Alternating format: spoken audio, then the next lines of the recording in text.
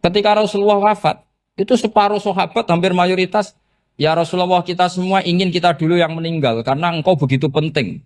Maka jangan meninggal dulu, kita yang meninggal. Kak. Kalau kita yang meninggal tuh gak apa-apa, tapi kalau engkau penting, jangan meninggal. Tapi ada saja sahabat, lah tidak seperti itu. Saya suka Rasulullah meninggal dulu. Alasannya masuk akal. Biar Allah menyaksikan saya kama usaddikuhu hayyan usaddikuhu maitan. Allah biar menyaksikan saya iman kepada Nabi ketika masih hidup. Dan saya buktikan setelah mati pun, setelah meninggal pun, setelah wafat pun, iman. Jadi ternyata baisnya itu supaya orang tahu bahwa iman kita kepada Nabi itu iman yang super. Jika ketika beliau sugeng ya kita iman, setelah wafat juga kita iman. Kai usaddikuhu maitan kama usaddikuhu hayyan. Supaya saya mentasdikkan beliau setelah meninggal sebagaimana kita mentasdikkan beliau saat masih hidup. Dan ternyata Allah ridho dengan perkataan sahabat itu. Kenapa Allah ridho? Karena menjadi pelajaran bagi orang-orang yang ditakdir gak menangi Rasulullah SAW. Tetap mereka ini. Jangan kayak setan. Setan itu kurang ajar betul oleh iblis itu. Masyhur itu. Iblis itu nangis-nangis neng Nabi Musa. Iblis itu takutnya sama Allah itu luar biasa. Sampean kalah. Iblis itu setiap ketemu malaikat karena dia ngerti alam gaib, mesti apa itu? Kama sali syaitani idqala lil insani kfur falamma kafara qala inni bari'um minka inni akhafu wa rabbal alamin. Jadi setan iblis itu paling sering bilang inni akhafu wa rabbal alamin karena iblis itu tahu surga, tahu neraka, tahu kekuasaannya Allah. Jadi takutnya sama Allah luar biasa. Makanya setiap dia mengajarkan kekafiran, setelah orang itu kafir gimana? Inni bari'um minka inni akhafu wa rabbal alamin. Saking takutnya sama Allah, suatu saat iblis ini datangi Nabi Musa. Karena tahu Nabi Musa itu kalimullah. Orang yang bisa komunikasi langsung dengan Allah. Ya Musa ya kalim Allah, saya ini makhluk. Saya takutnya sama Allah luar biasa. Tolong rayukan Allah supaya nerima tobat saya. Karena dirayu terus lama-lama Nabi Musa bilang, oke, tak rayukan Allah. Sama Allah. Karena Musa kekasihnya, ya Allah iblis ini ingin tobat. Tolong dikasih hak tobat. Kata Allah, oke. Dia bisa tobat. Asal mau sujud di makamnya Nabi Adam. Karena kesalahannya dia gak mau sujud sama Nabi. Semenang Nabi Musa karena ada cara untuk iblis menjadi tobat. Dikasih tahu sama Nabi Musa. Alhamdulillah kamu diterima tobatnya. Syaratnya apa? Sujud ke kuburannya Nabi Adam. Wah iblis atau aslinya terus. Asjuduhu maitan wa qatla asjuduhu hayyan. Oh zaman urip aku ora gelem, mbok wis mati. Oh dasar setan itu. Zaman urip aku ora gelem wis mati kok kon sujud. Kumat maksudnya terus ya sudah terus sampai sekarang akhirnya. Kalau sekarang tidak mungkin lagi karena nggak ada Nabi Musa. Jadi ijtihadnya sahabat melihat wafatnya Rasulullah itu beda-beda dan ternyata semuanya diridhoni Allah.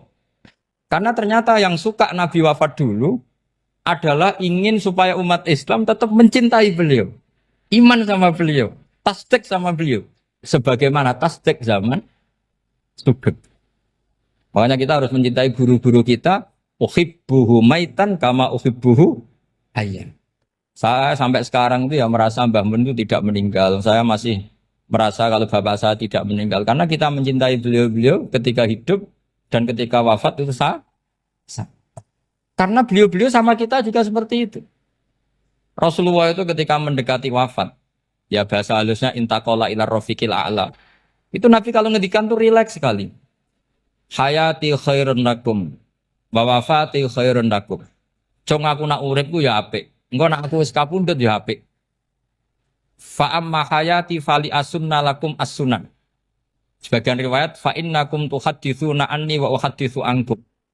Kalau saya masih hidup, saya bisa mengajarkan kamu sunnah. Mengajarkan kamu tradisi-tradisi yang benar. Dan ketika aku mati, ketika aku sudah wafat, maka saya jejer Allah, kata Nabi. Saya berdampingan dengan Allah, maksudnya dekat Allah. Tentu bila kaifin walan hisab. Terus sudah fa'inna amalakum, amal-amal kamu diperlihatkan ke saya.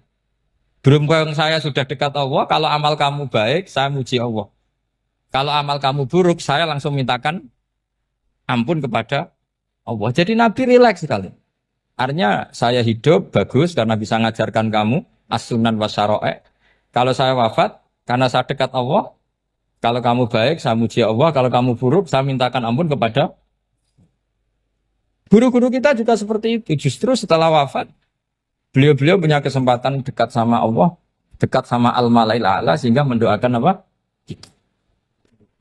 Nah terus kata Sayyid Muhammad, wala taqulu lima yuqtalu fi sabilillahi amwat. Kamu jangan pernah berkeyakinan atau berpendapat atau berkomentar kalau orang-orang yang mati fi sabilillah adalah berstatus apa? Mati, amwat. Kalah. Terus kata Sayyid Muhammad, hadza li amatis syuhada. Ketentuan ini bagi umumnya syuhada. Artinya gini, umumnya syuhada saja tidak berstatus amwat. Apalagi hadza Rasulullah, sayyidus syuhada, sayyidul anbiya, sayyidul mursalin. Tentu tidak pernah berstatus amwat. Ya saya ulang lagi ya, jadi zaman cara berpikir, amatus syuhada, syuhada yang umum saja berstatus hidup. Tidak boleh distatuskan amwat. Apalagi Rasulullah itu sayyidus syuhada, sayyidul anbiya. Maka status beliau pasti hayyun la yamut. Pasti beliau itu hidup tidak.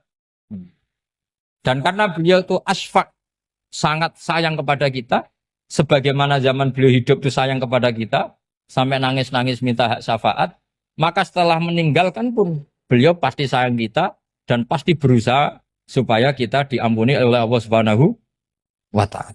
Sehingga ada sahabat yang tadi berpendapat kalau saya nggak masalah Nabi wafat dulu.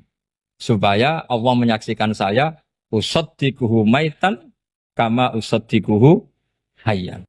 Jadi ini cerita ya, cerita sudut-sudut pandang. Fikih itu penting sekali. Kata Sayyid Ali yang Shahibu Simtud Durar itu, wabihi qiwamus syariah. Yang bisa mengawal syariat itu hanya fikih. Fikih itu ya kalau yang paling gampang untuk kita misalnya punya Fathul Qorib, Fathul Mu'in, Fathul Wahab. Tapi yang faham betul, mesti faham itu ngelotok setengah hafal. Jangan bawa kitabnya tok, sementing sekian semester terus selesai. Itu sama-sama dosa, itu dosanya ya dosa, mahasiswanya juga dosa. Karena sudah terlanjur sarjana agama, ternyata nggak bisa, itu kan mendingan ndak sarjana agama. Itu saya tak cerita sama Kiai Roba, itu ada fatwa Kiai, Kiai juga wali. Suatu saat ada penyanyi dangdut top terkenal di Indonesia itu. Itu nyanyi dangdut. Ya penyanyi ya dai. Entah itu hakikat entah majas tidak tahu. Itu Kiai itu fatwanya lucu. Kalau kamu datangi dia pas main dangdut masih saya beri izin. Tapi kalau datangi dia pas pengajian itu tak larang kan. Kan santrinya jadi eskal. Ini pas pengajian dilarang, pas dangdutan kok malah dapat izin. Tapi bukan berarti halal ya, dapat izin. Dapat izin kan potensinya bisa karena dilarang lah ya tetap belerot. Terus suatu saat si santri ini setengah wali, tidak wali tapi setengah. Lama-lama itu memahami gurunya. Memahami gurunya ternyata sirinya begini.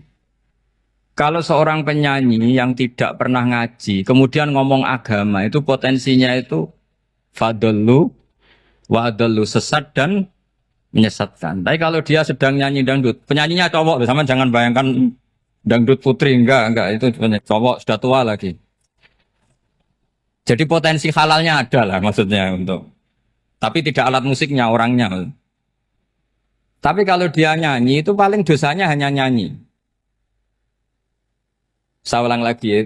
Murid tadi akhirnya paham kalau datangi pengajian itu artinya ikrar kalau dia seorang dai atau seorang yang layak ngomong apa?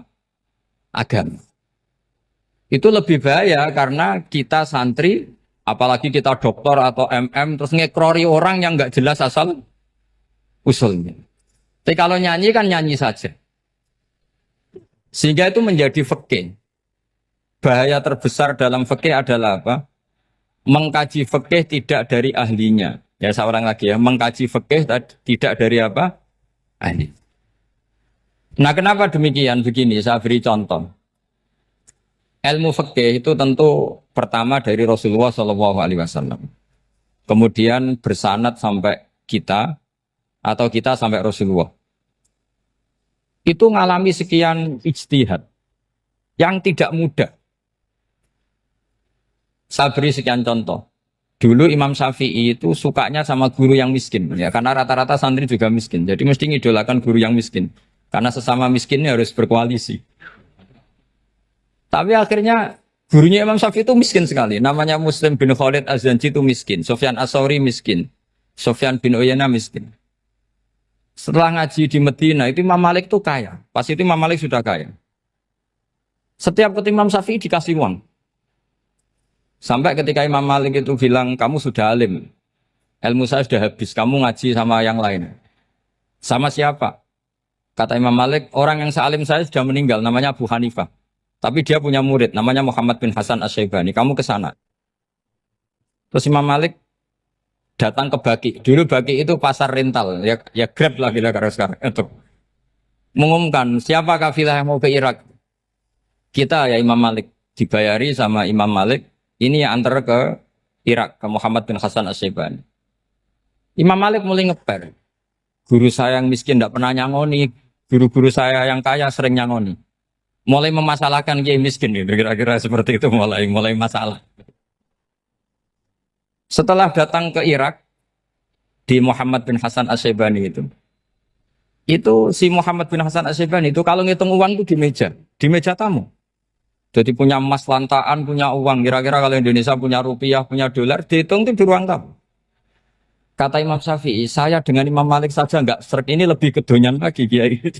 Ngitung uang itu di ruang tamu.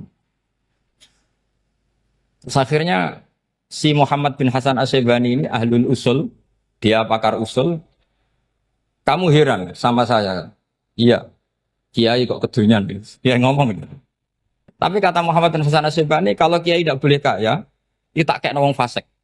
Ben gue demenan, gue mabuk. Oh jangan, nanti dipakai maksiat. Tengjenengan mawon kersane digetoat. Berarti kiai oleh sugih, pun angsal-angsal. Semenjak itu jadi satu fikih bagi Imam Syafi'i. Ternyata kalau mengharamkan kiai sugih, berarti membolehkan yang fasik sugih. Kalau yang fasik sugih bisa dipakai i'anah alal maksiat. Semenjak itu mindset pikiran Imam Syafi'i rubah. Saking rubahnya sampai beliau berpendapat orang bisa beli Alphard, kok beli carry itu haram. Bisa jadi bupati kayak Pak Roba, kok jadi RT haram. Pokoknya gitu.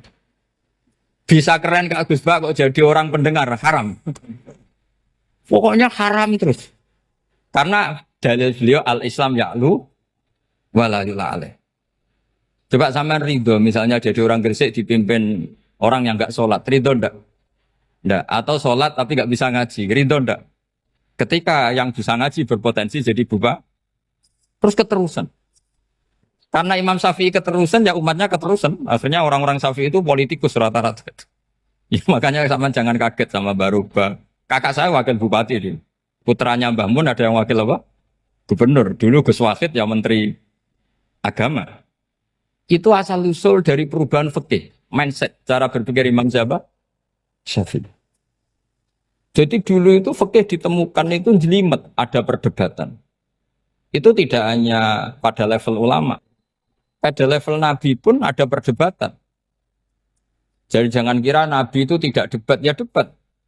Nabi itu asal seangkatan itu mesti debat, termasuk debat dengan malaikat. Jadi kalau perlu ya debat sama apa? Karena malaikat itu kan lugu itu gak iso mikir. Karena kalau malaikat iso mikir bisa jadi rektor. Nanti kasihan Pak Salam ini.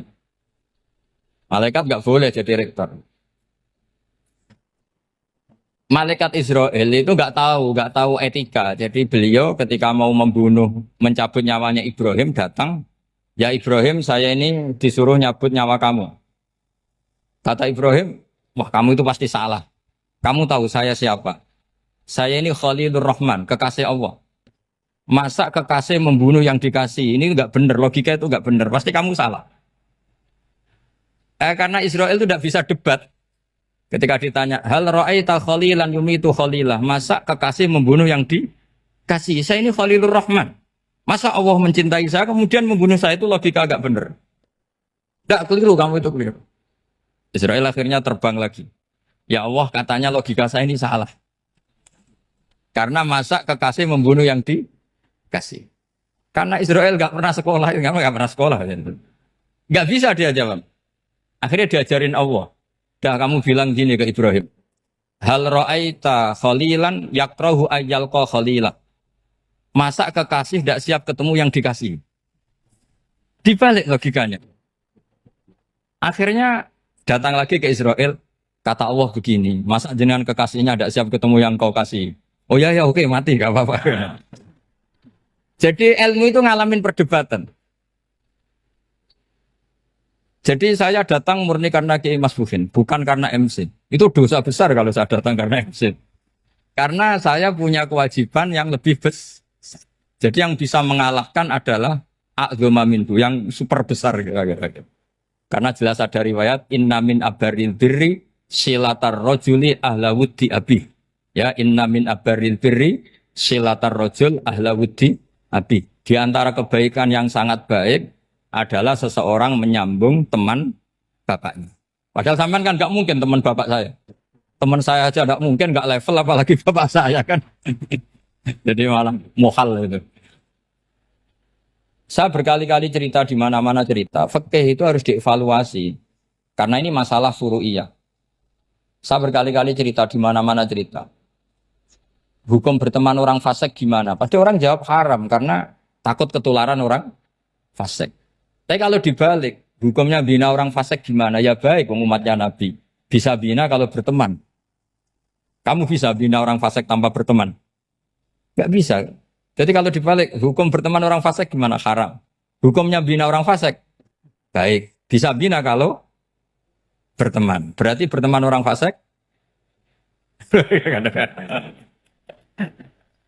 Ya terus nanti pada level lapangan sih gampang. Kalau yang soleh membina yang fasik dan yang fasik ketularan yang soleh, maka ternyata kalau yang soleh ketularan fasik ya berarti ternyata buruk. Tapi kan hukum masa nunggu kenyataan kan jadi nggak hukum. Di mana-mana hukum itu kan ada asumsi karena ini masalah ijtihad. Nah itu yang dilakukan para ulama kita. Jadi sampean harus mengkaji fikih secara detail karena tidak hanya kita yang khilaf. Nabi-nabi juga khilaf dalam menentukan dakwah ilallah. Wali-wali kita kayak Abdul Hasan Asyadili sama Sayyid Abdul Al-Haddad itu juga. Imam Ghazali ya khilaf. Imam Suyuti itu kalau ketemu Al-Qastolani itu saling tidak nanya, saking nggak cocoknya. Masyhur itu. Jadi ulama ora cocok. Bedanya nak saiki perkara partai. Kalau orang gini enggak. Karena pakai asumsi. Pakai asumsi karena memang susah. Nggak misalnya memang tak bedai, tak beri yang di nggak misalnya ada orang rukuk kemudian kentut. Itu sholatnya batal apa enggak? Enggak, jawab saja. Enggak, orang sholat kemudian pas rukuk kentut atau kelihatan auratnya, sholatnya batal apa enggak? Batal. Itu keliru nih sampean, itu salah dosennya mesti itu. Pertanyaannya gini, yang dikatakan sholat itu kan aqwalun wa af'alun muftatahatun bitakbir muftatamatun bitaslim. Lalu ketika sampai ruku apa sudah namanya sholat jika kamu katakan batal? Namanya sholat aja belum kok sudah kamu katakan batal gitu.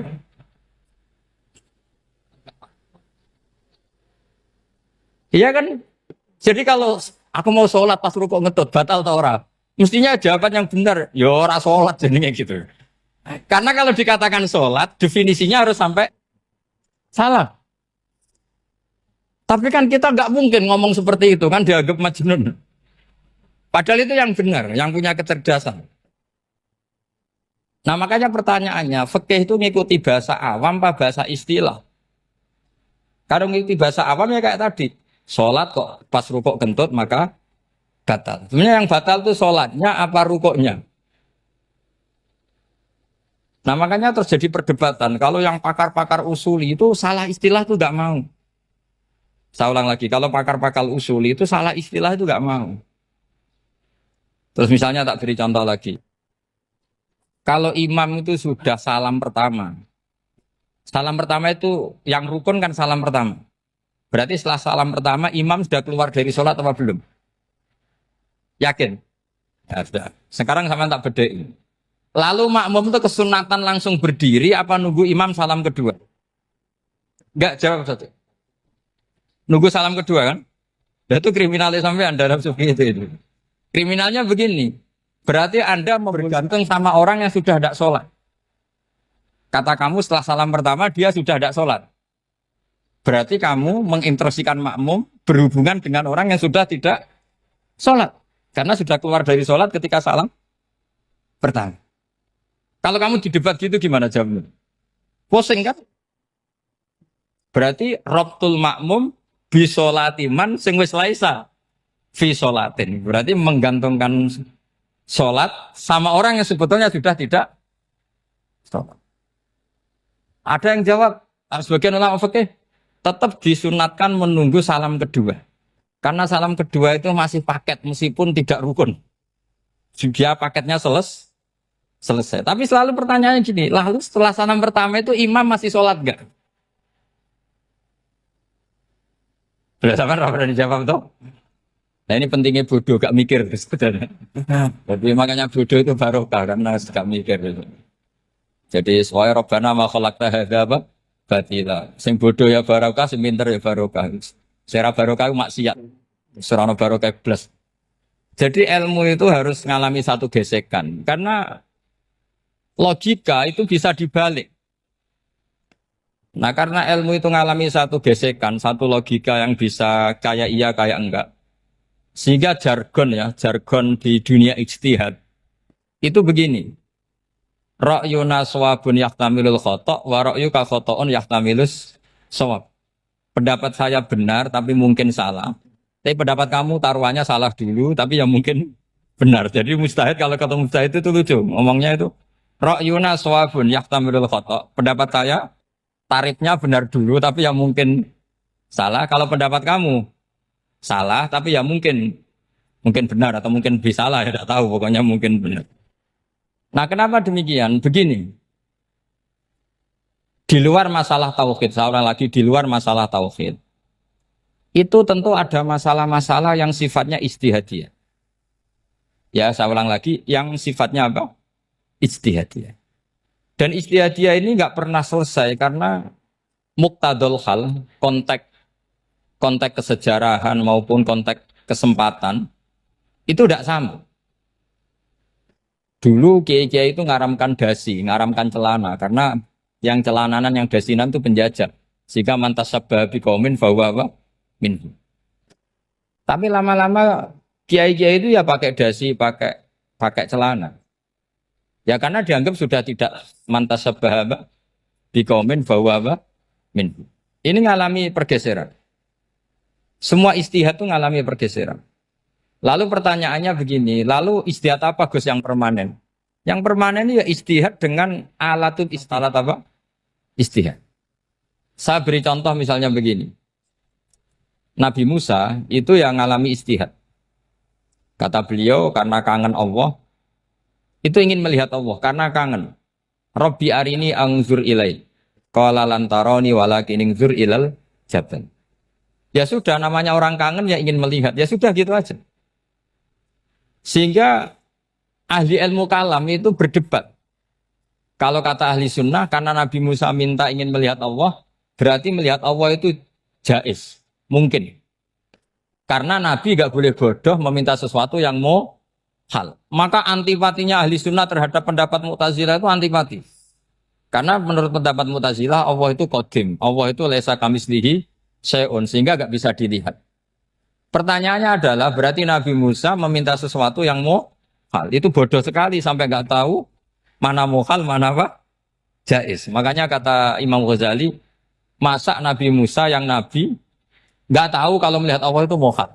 Sampai minta berarti nganggap itu jaiz atau boleh. Itu cara pandang orang-orang ahli sunnah apa? Wal jamaah. Tapi tetap saja sebagian ulama itu ya balelo. Yang kayak Mu'tazilah itu ya balik loh. Cara berpikir pokoknya itu karena kangen, bukan karena mungkin atau tidak mungkin. Jadi nggak mungkinnya tetap tidak mungkin. Terus mereka dalil la tudrikul absar wa huwa yudrikul absar. Nah, sudut pandang ini akan terus. Ada seorang wali ditanya, kalau kamu di surga ingin melihat Allah apa enggak? Jawabnya enggak. Kenapa ya? Kasihan Allah. Terus kenapa ya? Unazzihu dzalikal jamala an-nadhari misli. Saya tidak ridho Allah yang hebat, yang keren, kemudian sing delok di rumah aku wong resik. Koyok gak ngergani pangeran. Sebenarnya sing delok Allah ben golongane Nabi Muhammad, Nabi Ibrahim, kowe ra usah ngilangi keren. Maksudnya itu. Jadi ada ulama itu jadi wali kalau sholat itu karena di soft belakang. Tapi jangan ditiru. Itu kan gak lazim ya. Lazimnya kan afdhalus sufuf as-saful awal. Ketika ditanya, kenapa kamu kalau sholat di belakang? Cek GR koyok wani suwan pangeran gak ngarep. Aku sungkan dadi kok guli. Kalau sampean kan karena males, bukan karena sungkan. Jadi itu artinya rasa ya. Makanya nggak bisa, nggak ada ijtihad itu tidak mungkin karena perasaannya orang itu beda-beda. Itu Sayyid Abdul Al-Haddad itu kalau ngendikan masyhur. Man da'a li dzalimin fil baqa faqad ahabba yusawwah fi ardi. Orang yang mendoakan orang fasik masih hidup, gak mati-mati, itu berarti suka kalau Allah dimaksiati di buminya. Wong fasik kelakuannya rak maksiat, nak mbok dongakno mari. Itu berarti kamu ingin Allah didurakani terus menerus karena si fasik masih hidup. Tapi kalau Abdul Hasan As-Sadili cara ngendikan gini, kalimatnya persis. Man ahabba alla yusawwahu fi ardi faqad ahabba alla tadhara maghfiratuh. Orang yang ingin dunia ini steril gak ada maksiat, maka sama saja berkeinginan tidak melihat luasnya maghfirahnya Allah. Sama-sama wali besar. Tapi cara pandang hubungannya dengan Allah seperti itu. Jadi mau tidak mau, ijtihad itu mau tidak mau. Makanya tidak usah dipertentangkan misalnya cara berpakaian, cara apa. Yang penting sesuai aturan Islam ya sudah. Karena ini urusan rasa. Urusan apa? Rasa. Itu Syekh Hasan Basri itu sering jagongan sama Robiah Hadawiyah. Itu secara fikih salah. Tapi pas itu ulama fikih ditanya, kenapa Anda tidak komentar terhadap dua wali besar yang sering ketemu? Andai kan semua santri seperti itu akan saya halalkan, karena nggak mungkin punya nafsu. Sehingga fikih dulu memang masih asli. Kamu lihat di takrib misalnya, lelaki melihat perempuan itu nggak boleh kecuali sekian alasan. Termasuk boleh itu litaklim karena mengajar atau lil muamalah. Ini yang mulai masalah. Ada warung kopi, penjaganya cantik. Santri-santri ngopi. Ini lil muamalah. Kan kasus ini. Mau disalahkan pada takbirnya, mau dibenarkan ini jelas fasik kan? Jelas fasik. Jelas fasik. Maksudnya sudah fasik sebelum itu ditambah itu. Jadi fasiknya permanen. Nah pertanyaannya adalah, kalau kamu ngajar mbak-mbak, kemudian hafal yang cantik yang enggak, itu taklim lin nazar apa nazar li taklim? Itu taklim apa modus? Makanya kalau ngopi cari bakul yang cantik, itu muamalah untuk nazar apa nazar untuk muamalah? Loh kalau saya ngopi dengan kiroba pasti halal. Karena begini, berjalan saja, bareng capek, nggak tahu itu warungnya siapa, terus berhenti ngopi. Kebetulan bakulnya cantik. Nah itu mungkin halal karena kan saya tidak milih-milih. Ingin ngopi kebetulan bakul jajan. Kalau kamu kan nggak apal daftarnya. Wah itu mesti haram itu. Mesti haram itu. Karena berarti kan kamu menjadikan ngopi ini modus. Gue jagani tak kok pangeran. Lo kok nazar? Muamalah Gusti muamalah. Itu mesti modus. Maka fikih itu harus dikawal oleh tasawuf. Kalau enggak semua hukum fikih bisa diakalin. Makanya Imam Bukhari punya satu bab namanya Kitabul Khiyar. Bab mengkhilaf fikih. Beliau itu antinya sama Abu Hanifah itu luar biasa. Enggak ada ulama dibenci Imam Bukhari kayak Abu Hanifah. Masyhur itu. Untungnya beliau enggak menangi Abu Hanifah. Kalau menangi geger terus. Bisa bahsul masail terus. Itu Abu Hanifah itu ulama yang suka khilaf. Khilaf itu merekayasa hukum. Misalnya begini. Saya ini puasa agak lemes, ujian agak lemes, apalagi kiai serawati di duit, santri beling-beling lemes ini. Apa mangan itu kan, wah, poso-poso kok mangan kan gak keren. Supaya saya bisa makan dan halal, saya bisa ngajak Kiai Robai ya jalan-jalan. Jalan-jalan nyari yang jarak 2 marhalah, ya sudah. Terus bisa makan. Kalau ditanya Allah kok makan? Musafir. Jadi bolehkah insya safar menciptakan pergi demi untuk supaya boleh iftar? Boleh enggak cara jenengan? Enggak boleh, alasannya apa? Kan pergi. Perginya juga enggak maksiat. Itu khilaf. Tapi Sayyid Muhammad, Abu Ya Sayyid Muhammad, Muhammad bin Alawi, Sayyid Muhammad, itu membela Abu Hanifah. Artinya membela jangan semua khilaf itu diharamkan. Karena itu cara, saya ulang lagi, karena itu cara untuk mengawal bahwa hukum Allah itu luas. Karena kalau nggak ada khilaf itu ya kita kesulitan. Kita kesulitan.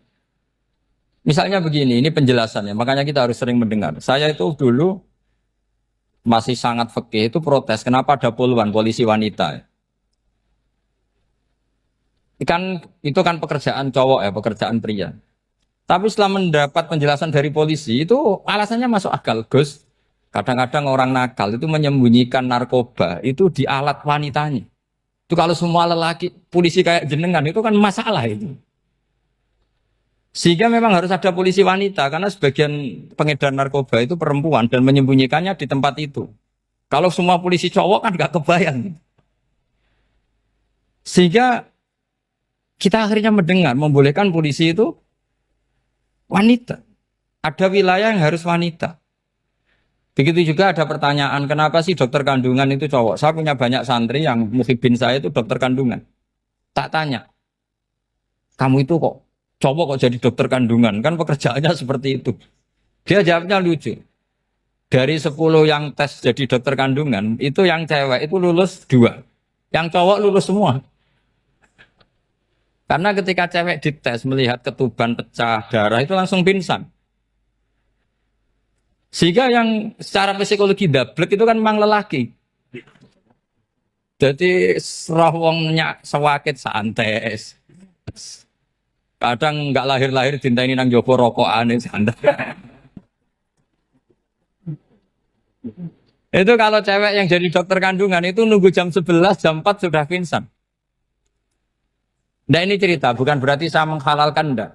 Kita harus mendengar, saya ulang lagi, kita harus apa? Dan itu setelah mendengar, itu nanti jadi disiplin ilmu, yaitu namanya fikih. Karena ilmu fikih itu sebetulnya gampang. Sampean kalau ngaji i'anah, itu kelihatan fikih itu gampang, karena ada logika yang terbangun. Misalnya begini, orang kalau tawaf itu disuruh agak jauh dari Ka'bah. Jangan sampai nginjak sadarwan. Karena sadarwan itu pondasi itu ikut Ka'bah. Kenapa begitu? Ya jenenge ra muteri Ka'bah, ide-ide Ka'bah. Jadi sebenarnya sederhana logikanya. Sing jenenge muter itu di luar itu kita muter. Nah kalau nginjak pondasinya namanya gak muteri Ka'bah tapi ide-ide Ka'bah. Ya jadi sederhana sebetulnya ya masuk akal. Jadi fikih itu enggak ada yang iskal, sebetulnya masuk akal. Tapi karena kita nekuni itu tidak serius, maka terus jadi paradok. Saya beri contoh lagi, ini sebagai penghormatan saya sama Kiai Mas Bukin, karena ini sudah namanya fakih. Kalau ada ayam jago ditabrak truk, terus kejet-kejet, adekan dibiarkan pun mesti mati. Karena gerakannya sudah harokatul masbuh. Terus kamu sembelih, itu halal apa enggak? Enggak jawab, ayam jago loh. Kalau kamu katakan halal, dia sudah tidak punya hayatun mustaqirroh, kehidupan yang permanen. Andai kan kamu biarkan pun 1 menit lagi meninggal. Kejet-kejet kan prosedur saja. Maksudnya pantasnya mati ya kejet-kejet sih, tapi sebetulnya sudah pasti mati. Maka ini ada 2 ulama. Kalau kata Imam Malik tetap namanya halal. Karena ruhnya masih di situ, sehingga ketika kita nyembelih, ya nyembelih hewan yang hidup. Yang namanya nyembelih itu pokoknya mematikan yang punya roh. Sementara saat itu rohnya masih di situ. Meskipun 1 menit lagi pasti. Tapi kalau mazhab Syafi'i enggak, ini sudah harokatul masbuh. tidak punya hayatun mustaqir. Sehingga dalam perdebatan ulama fikih itu lucu, kadang ya gampang-gampang mangkel non. Misalnya begini, kalau ada anak lahir tidak ada amaratul hayat, nggak nangis, nggak bernafas, sunat disolati apa enggak? Siktun sing layas tahilu walayas langsung lahir langsung mati, nggak ada amaratul hayat. Rata mikir tuh. Itu tidak wajib disolati. Alasannya, ya kan memang sholat alal mayit kan tidak pernah hidup. Di mana-mana mayit itu setelah hidup mati. Ini kan tidak pernah hidup. Namanya ya atau lahmin, ya potongan daging itu aja. Enggak. Jadi kadang fikih diwaca tenan jebule mangkel no. Terus ketika di kitab Minhajul Thalibin itu, kalau kamu keluar mani itu wajib mandi enggak? Wajib kan? Kalau keluar mani inzal itu kan wajib mandi. Nah kenapa nifas atau wiladah keluar bayi? Kenapa ibu-ibu kalau keluar bayi wajib mandi? Alasannya lucu. Li'annal walad maniyun pun akidun. Ini kan wis mani cuma mengkristal. Jadi kadang fikih mangkel. Apa ya? Sembrono itu masuk. Mosok wajib mandi wiladah itu karena apa? Li'annal walad maniyun mun akidun. Niku mani sing wis mengkristal. Mani sing wis jelalatan lah lahir nuangis macam-macam. Jadi ternyata karena kenapa fikih butuh alasan nyari hadis tentang keluar anak mandi itu enggak ada yang sorry. Yang ada adalah tentang inzal. Innamal ma' minal. Akhirnya dicari-cari ternyata walad itu maniyun menakit. Lah ini problem fikih. Sampean harus siap dengan pelajaran seperti ini meskipun sampean mungkin wong priayi tapi ini ilmu. Ya, saya ulang lagi ini ilmu. Sehingga ulama itu mau tidak mau harus mau mendengar. Karena logika yang terbangun itu nunggu kalau mendengar kayak tadi. Nabi malaikat Israel baru sadar, masa kekasih bunuh yang dikasih. Masuk akal juga Israel. Kalau sama sampean sih nggak nerima tetap selonang-selonang ini masalah Ibrahim, Khalilur Rahman. Sehingga kita di alasan fikih itu harus kita dengar. Saya dulu itu, saya sampai sekarang itu sama kalau bayi lahir masuk sudah berbentuk bayi, saya sendiri berpendapat sebaiknya disolatin. Kalau sudah berbentuk bayi, meskipun tidak tidak nangis, tidak ada amaratul hayat. Kan yang digugurkan itu wajibnya, bukan masalah boleh dan tidak. Itu banyaklah perdebatan ulama di bab itu. Saya beri contoh lagi perdebatan ulama. Ini contoh-contoh fikih karena ini khusus penghormatan status fakih tadi. Itu kalau ada orang mati, jenazah itu. Jenazah itu kalau sholat, itu kan umumnya jenazah di depan, kita nyolati di belakang. Itu yang mengatakan begitu ya tidak punya alasan. Ya taunya mulai dulu begitu, di mana-mana nyolati jenazah, jenazahnya di depan. Tapi di kitab Mahali jelas diterangkan, kata kaul sani tidak wajib. Alasannya ya lucu, fa innal janazah laisat bi imamin. Jenazah itu tidak imam, kenapa harus di depan? Kan kacau kan? Lu coba alasannya di depan apa? Dia ada imam kok. Nah barokahnya fikih itu sehingga kita melihat di Arab Saudi sekarang itu jenazah kan di belakang. Tapi kita tetap nyolati apa? Mayit. Kalau di Arab Saudi musim haji itu jenazahnya di kamar mayit, tapi kita nyolati. Itu satu-satunya takbir ya tadi fa innal janazah laisat bimanzilatil imam. Tapi jangan praktekkan, nanti dia kepaliran sesat. Saya hanya cerita ilmu, jangan dipraktekkan. Kalau dipraktekkan masih jadi aliran sesat. Mono jenazah ning mburi imame kok ngarep aliran sesat. Sebetulnya bukan sesat tuh. Uji coba fikih. Ya karena tadi fa innal janazah laisat bimanzilatil. Bukti lagi kalau sampean sholat ghaib. Sholat ghaib itu misalnya mayitnya di Surabaya, boleh enggak sholat ghaib di sini? Terus jenazahnya di belakang kamu apa depan kamu? Nah ini kan fikih itu pokoknya gitu. Makanya standar furu'iyah itu susah.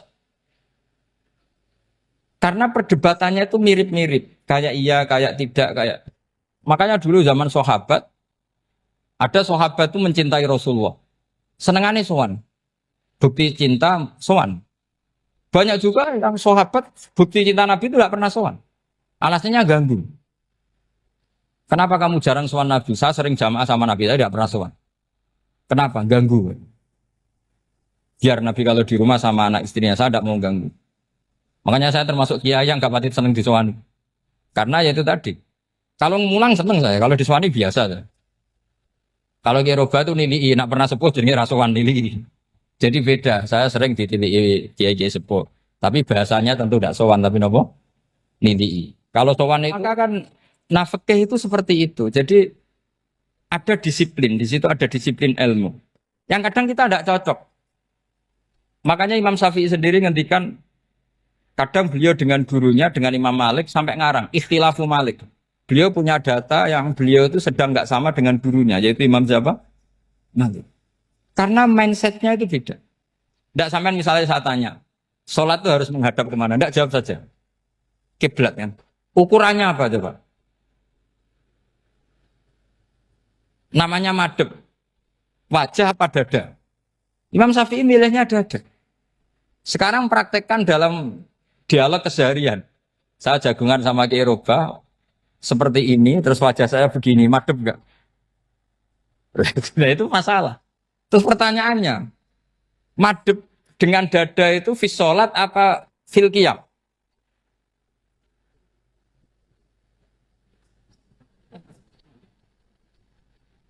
Loh enggak, kalau fis sholat pas sujud dada kamu madep mana coba? Kamu enggak pernah mikir kan? Ya madep pakai dada itu kan kalau berdiri, kalau rukuk sama sujud.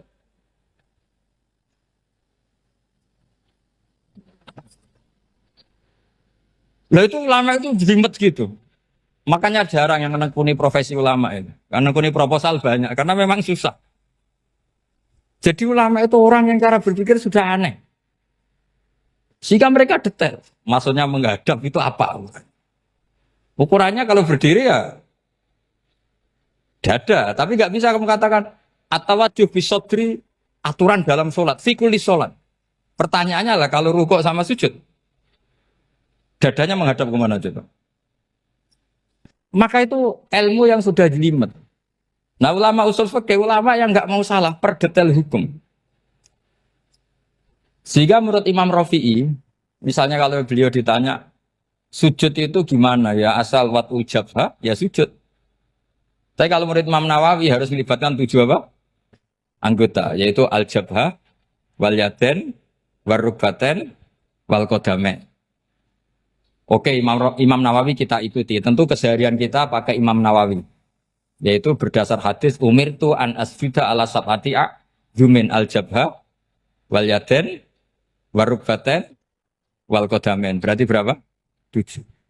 Tapi pernah saya cek di kitab karangannya Imam Syafi'i ketika beliau ngendikan saya suka kalau orang sujud itu melibatkan 7 anggota berdasar hadis ini. Tapi kata beliau wayah tami itu dan bisa saja sujud yang watul jabhah itu sudah cukup. Terus kata Imam Syafi'i, limada karena Nabi ketika sujud itu hanya ngendikan begini, sajadalaka wajhi wa sam'i wa basori. Gak ada di hadis wayadi, warubati, wakodami. Ya sudah akhirnya. Nah, itu sudut pandang. Terus gugatan kedua begini. Ada orang Muslim yang sujud sama berhala. Untuk menjadi murtad itu harus 7 anggota apa cukup atul jabah halal arbi. Untuk sah menjadi murtad itu. Untuk sah menjadi murtad cukup atul jabah halal arbi harus 7 anggota. Untuk keabsahan murtadnya itu. Tidak jawab. Makanya ini tugas dosen-dosen ini meminterkan ini. Karena namanya sudah faqih. Faqih itu ahli faqih yang detail namanya faqih. Kalau ini mutafaqih. Jadi bukan tafakuha tapi tafakuha. Kayak tamarodon. Gitu. Jadi wazannya nanti itu wal idhari ma laysa fil waqi'. Jadi ini bukan gojlok, ini memang marah saya. Jadi kalau sudah pakai gelar fakih, harus fakih betul. Nah, mohon, kalau mengkaji fakih itu harus detail. Minimal takrib itu setengah hafal. supaya konstruksi ilmu itu utuh. Saya sama lagi konstruksi ilmu itu, karena ilmu itu mesti ada yang apa ya? Ya rodok setengah salah itu, tapi disalahno ora kena. Ndak sampean tak bedheki, nak pancen bener langsung tak angkat jadi rektor. Nak bener tuh. Coba rukun sholat pertama itu apa coba? Rukun sholat pertama. Niat. Niat sama berdiri dulu mana? Ayo niat dulu baru berdiri apa berdiri dulu baru niat? Berarti niat sama berdiri dulu mana? Rubah kan? Artinya kita mau bilang tartib urutannya niat berdiri takbir gak bisa. Yang dikatakan niat itu apa? Qasdus syai' muktaronan bifi'lihi. Berarti niat sama takbir harus bareng apa urutan? Bareng. Terus dengan qiyamnya urutan apa bareng? Bareng apa urutan? Loh enggak, kalau urutan berarti takbir dulu duduk baru berdiri. Nah maka seperti ini itu mau tidak mau kita salah. Dikatakan tartibnya salah, dikatakan serentak ya salah. Cuma karena kita bodoh, gak tahu mikir itu. Alhamdulillah kan di situ itu. Lo coba niat sholat loh, niat takbir qiyam dulu man. Niat takbir qiyam dulu mana coba? Dulu qiyam. Enggak ada kitab yang mengatakan arkanus sholat awaluha. Oh, dianggap kitab kriminal maksudnya. Makanya ngendikane ulama-ulama di Sarah-Sarah, mau tidak mau sebagian istilah itu tasamuh. Tasamuh itu wis digawe gampang ngono kok repot. Karena kita tidak bisa detailnya. Coba misalnya puasa. Puasa Ramadan itu wajib apa? Tabi itu niat, nginep no niat. Sing darane nginep itu umure lama apa enggak? Lama kan? Sekarang sebelum 2 menit kamu baru niat, sah apa enggak? Sah. Itu sempat nginep apa enggak 2 menit itu? Enggak sempat kan? Jadi ilmu itu makanya kata ulama-ulama pokoknya ilmu itu ono mesti ono unsur tasamuh. Tasamuh itu ya tiga gampang. Apa? Tiga gampang. Misalnya Imam Syafi'i berpendapat mashu ba'dir roksi. Itu kata beliau walau sya'rotan fi hadir roksi. Meskipun satu rambut asal masih di wilayah kepala. Tapi kalau rambut itu dikeliwir, dibasuh di sini enggak sah. Karena sudah keluar dari batas apa? Kepala. Imam Syafi'i cara berpikir kan ya ngene iki jenenge basuh sirah. Tapi cara Abu Hanifah enggak. Ya enggak, yang namanya megang kepala itu ya minimal 1/4. Masa gitu dikatakan megang. Lalu ulama usul fikih itu berdebat. Sesuatu itu sesuai masodaknya. Masodak itu yasduku alaihi kada.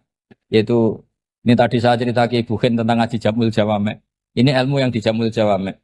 Sesuatu itu ukurannya mayasduku alaihi kada apa dengan takrif definisi. Misalnya gini. Sholat itu batal dengan makan. Kalau kamu sholat makan batal enggak? Enggak, jawab saja. Batal. Itu satu upo apa satu piring? Enggak, jawab saja. Satu upo sudah batal. Sekarang bab makan di ngormat tamu. Cong tamuku keimangan. Iku sak upo apa sak piring? Nah ini kan tidak fair. Di bab tamu makan satu piring, tapi di bab sholat satu upo. Maka pertanyaannya, lalu penamaan sesuatu itu berdasar masodak, mayasduku alaihi ismu kadza, atau berdasar uruf?